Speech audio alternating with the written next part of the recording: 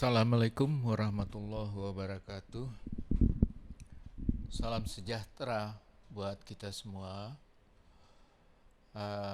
Kali ini topik kita adalah faktor risiko ergonomi dan desain. Slide ketiga ya, atau sesi 3.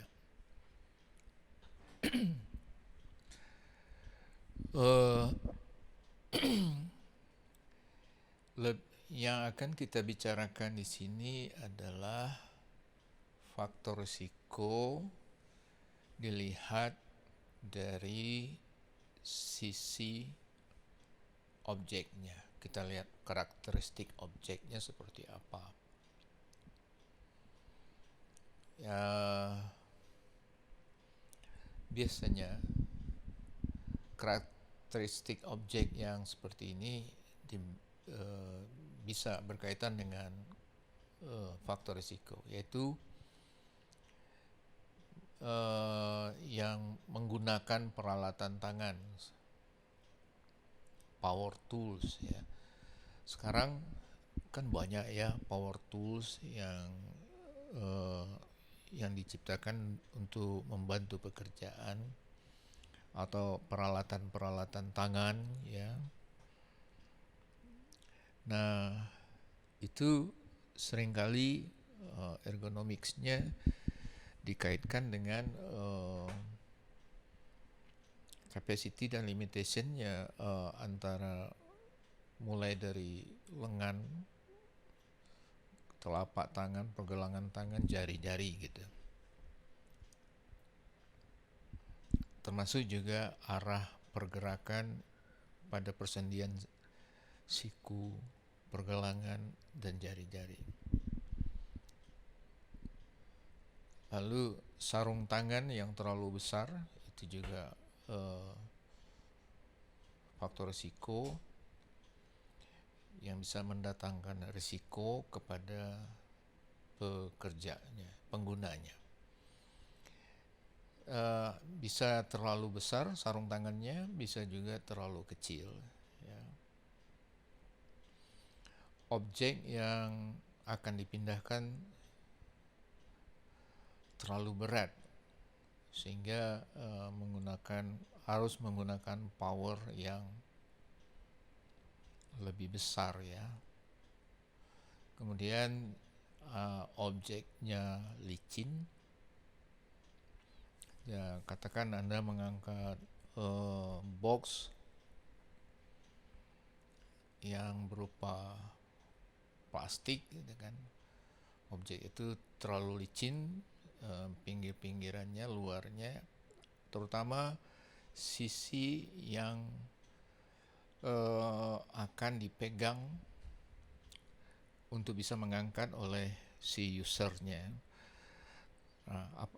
Objek yang tidak memiliki pegangan juga itu menjadi faktor risiko tertentu. Ada tambahan sebetulnya masih berkaitan dengan objek nih, bentuk objeknya.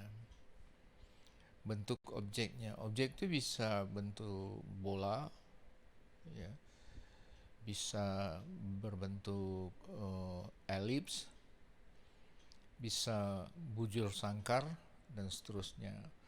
Dan kalau bujur sangkar mungkin juga sudut-sudutnya runcing, sisi-sisinya runcing, tajam. Nah, itu juga bisa menjadi pertimbangan, jadi faktor risiko. Ukuran objeknya, ukuran diameternya yang terlalu lebar itu akan mempersulit eh, jangkauan ya, mempersulit kedua lengan untuk merangkul objek tersebut ya, ukuran. Mari kita lihat satu-satu. Menggunakan peralatan tangan dan power tools ya. Eh, Biasanya dalam menggunakan peralatan tangan itu beberapa hal bisa sekaligus beberapa hal bisa kita temukan ya sebagai faktor risiko, tergantung bagaimana proses kerjanya peralatan atau power tools yang kita gunakan.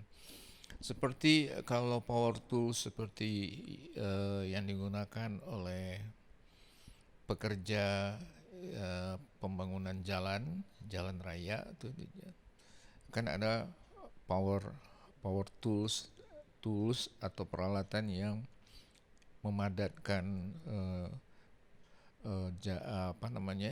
bahan atau tanah itu bergetar tek, tek, tek, tek, tek, itu kan getarannya akan ditransfer ke pergelangan tangan ke siku ke bahu. Anda bayangkan kalau itu getaran-getaran itu kan besar ya, apalagi si pekerja juga untuk memaksimalkan hasil padatan dari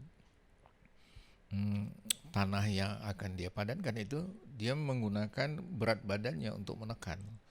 Jadi tekanan atau trauma yang disalurkan menjadi lebih besar ketimbang dia cuma hanya memegang.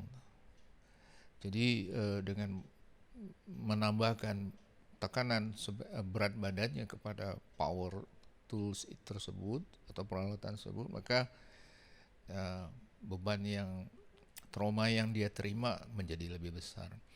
Itu getaran. Kalau ada juga arah power tool yang penggunaannya harus diputar ya, sesuai jarum jam atau kebalikan jarum jam. Itu juga bisa jadi nanti akan bermasalah ya, karena katakan ini power tool obeng, ini adalah ujung obeng. Ini adalah ujung obeng. Nah, kalau Anda sebetulnya secara anatomis pergerakan itu kan begini ya. Ini pegangannya begini, bukan begini. Sementara tuntutan pekerjaan obeng itu harus ditancapkan ke dinding namanya gini. Maka pergerakannya harus seperti ini. Berbeda dengan sebenarnya anatomisnya seperti ini. Nah, itu juga hati-hati. Itu bisa jadi itu jadi faktor risiko. Begitu juga pergerakan yang begini kan, itu juga bisa jadi faktor risiko. Jadi banyak ya, Anda perhatikan fungsi peralatan tersebut, bagaimana proses kerjanya, lalu Anda sesuaikan dengan naturalnya pergelangan tangan itu seperti apa seharusnya, mulai dari bentuk mulai dari kekuatan ototnya sampai kepada arah gerakannya ya. Kemudian sarung tangan terlalu besar, nah kalau terlalu kecil ini juga faktor risiko. Kalau sarung tangannya terlalu besar itu biasanya touch-nya kurang bagus ya. Kurang bagus ya, bisa jadi salah duga ya, terjadi salah tafsir dalam memproses memanipulasi peralatan objek kerjanya itu, sehingga itu bisa kecenderungannya membawa kepada suatu taksiran yang salah, sehingga keputusan si pekerja terhadap apa yang harus dia lakukan itu menjadi keliru dan akhirnya jatuh kepada satu risiko, atau dia akan memperbesar risiko terjadinya kecelakaan. Begitu juga sebaliknya, kalau yang terlalu kecil juga sama ya, itu membuat nggak nyaman juga pada sarung, pada tangan yang disarungkan itu. Nah, sama akan mendatangkan risiko yang sama. Jadi dua-duanya bisa dikategorikan sebagai faktor risiko. Kemudian selanjutnya faktor risiko yang sekitar objek, yaitu objek yang akan dipindahkan tuh terlalu berat. Nah, ini berkaitan dengan fungsi atau capacity-nya otot ya, yang melakukan kerja itu. Jadi kalau terlalu berat itu apalagi Anda harus tahu ya, harus Anda ingat. Nanti Anda buka di buku, cari tentang endurance-nya otot ya. Endurance otot. Otot itu memiliki endurance, daya tahan ya. Kemudian daya tahan sesuai dengan beratnya ya. Daya tahan itu bisa dibedakan daya tahan sesuai berat, daya tahan sesuai waktu ya. Jadi kalau sesuai berat, makin berat objek yang dia ini daya tahannya berkurang, semakin berat ya objeknya, maka daya tahannya semakin berkurang. Begitu juga semakin lama dia mengangkat objek itu, maka daya tahannya juga akan berkurang. Makanya Anda lihat nanti sering akan Anda lihat di lapangan bahwa bila seseorang mengangkat objek terlalu lama, awalnya mungkin dia bisa mengangkatnya dan gagah gitu ya, tapi kalau terlalu lama-lama lemes ya, dan lama-lama nggak berdaya dia mengangkatnya, dia lepas. Jadi kedua-duanya itu, apakah sisi berat atau sisi waktu, nah juga akan mempengaruhi daya tahan tubuh, daya tahan otot dalam mempertahankan objek yang dia manipulasi. Akibatnya apa? Kalau objek yang dia jadikan sebagai sesuatu yang akan dikerjakan, bila sampai pada batas ketidakmampuan endurance, maksimum endurance atau melebihi capacity, udah melewati capacity dan menemui limitasinya, maka ya objek itu cenderung akan dia lepas. Anda bayangkan kalau objek itu adalah benda yang di tangannya, lalu jatuh bisa menimpa barang-barang lain, termasuk juga menimpa bagian tubuhnya. Tetapi kalau objek itu berkaitan dengan rangkaian operasi, rangkaian proses dari mesin, maka objek itu dia lepas, berarti proses mesin terganggu. Akhirnya ya Anda bayangkan ya, proses mesin itu sebagai roda berjalan, jadi akan tersendat proses itu.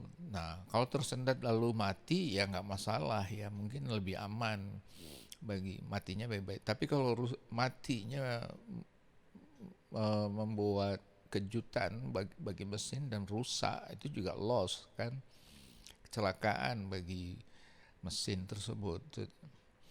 Itu yang lebih berat lagi kalau peralatan yang objek yang dia lepas itu bisa menimbulkan accident lain-lainnya ya, juga akan berdampak lebih serius lagi ya. Itu kira-kira ya, Anda bisa bayangkan tentang objek yang dipindah itu terlalu berat, atau objek yang dimanipulasi itu terlalu membutuhkan waktu lama. Objek yang licin ya, kalau objek itu licin ya, kita akan bisa bayangkan bahwa objek itu sulit di grab ya, dipegang, termasuk dengan kedua lengannya. Jadi objek itu cenderung akan lepas, jatuh itu kan. Jadi itu berbahaya, itu faktor risiko. Licin ini faktor risiko. Selanjutnya di samping licin ini juga bentuk dari objek. Anda tahu tadi juga sudah saya singgung, bila bentuk objek itu persegi dan sudutnya tajam-tajam itu sulit ya. Itu menyakitkan akan menyakiti jaringan-jaringan lunak yang ada pada anggota tubuh kita, dan itu bisa merusak. Kalau dalam jangka waktu lama itu juga bisa menyebabkan trauma-trauma lainnya. Begitu saudara, sesi ini mudah-mudahan mudah dimengerti dan bermanfaat. Semoga nanti kita akan lanjut kepada slide atau sesi yang keempat. Terima kasih. Assalamualaikum warahmatullahi wabarakatuh.